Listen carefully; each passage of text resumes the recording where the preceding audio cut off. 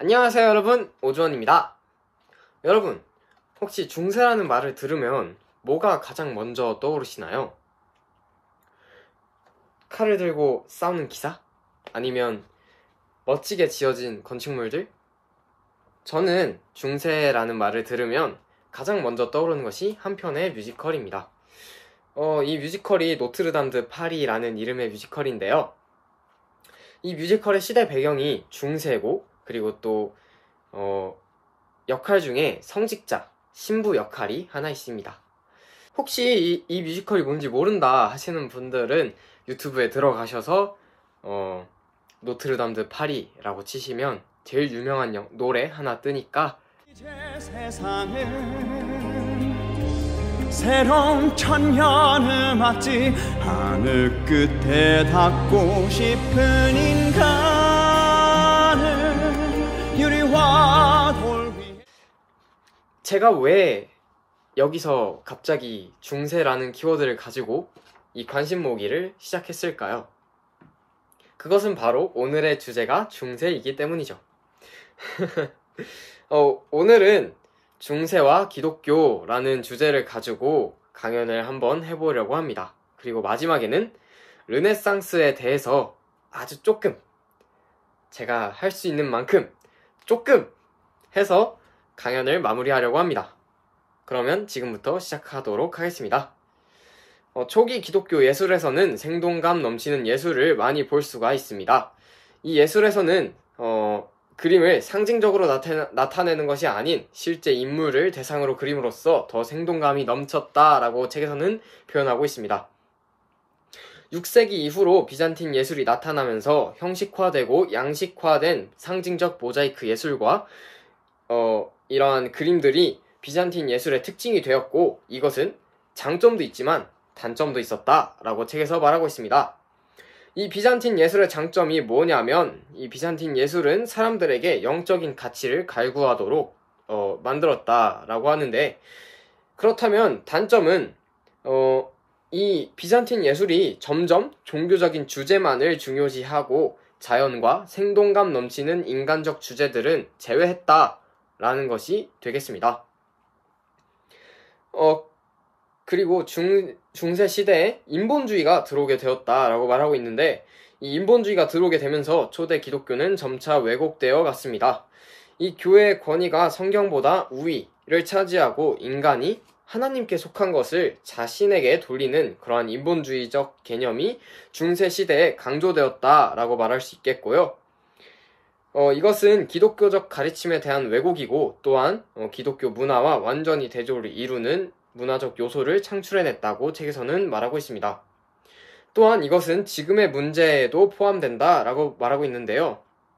옛날부터 지금까지 기독교 문화와 완전히 대조를 이루는 그러한 문화적 요소들이 세상 속에 숨어 있는데, 이러한 세상 속에 우리가 살고 있지만 우리가 세상의 것은 아니다라는 그러한 신념을 가지고 옛날부터 지금까지 신자들이 노력해 오고 있다라고 책에서 말하고 있습니다.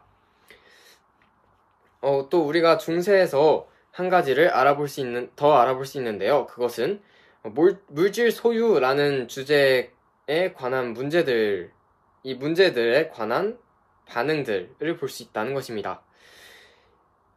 이 반응은 두 가지로 나뉩니다. 하나는 검소하게 살라는 쪽과 다른 하나는 그것 무시해도 된다, 그냥 살아라 라는 쪽입니다. 심지어 12세기에는 은화의 마가복음이라는 은화의 마가복음이라는 것이 나오는데요. 이 은화의 마가복음으로 사람들에게 돈을 거두라고 추기경을 부추겼다고 합니다.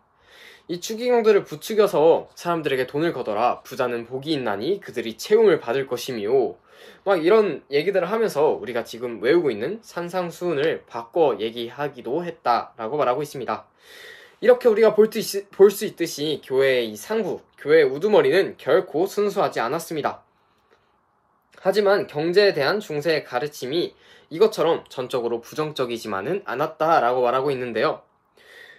중세에서는 정직하고 잘 수행된 그런 노동을 칭찬했고, 이 사람들을 위해서 병원과 자선기구를 운영을 했다고 합니다. 하지만 이것과는 별개로 이 국가가 도덕적 원칙에 대한 질문이 있을 때 항상 그것은 교회에 문제를 제기했다라고 말하고 있습니다. 그러면 이들이 제기하는 이 도덕적 문제가 있는데 이 중세의 도덕적 상황은 과연 어땠느냐라고 살펴보니 이 중세의 도덕적 상황은 로마 때보다 더 쉬웠고 로마 때보다 더 단순했다라고 말하고 있습니다. 이걸 가장 잘 표현한 게 로렌제티라는 사람의 선한 정부와 악한 정부의 풍요라는 그림인데요. 이 그림에서는 선한 정부를 하나님 아래에 하나가 된 사람들을 표현하고 있고 악한 정부에 악마가 군림하여 악마가 다스리는 그러한 세상을 꾸며 놓았습니다. 하지만 이 그림의 결말이 이렇게 꼭 해피엔딩만은 아니었습니다.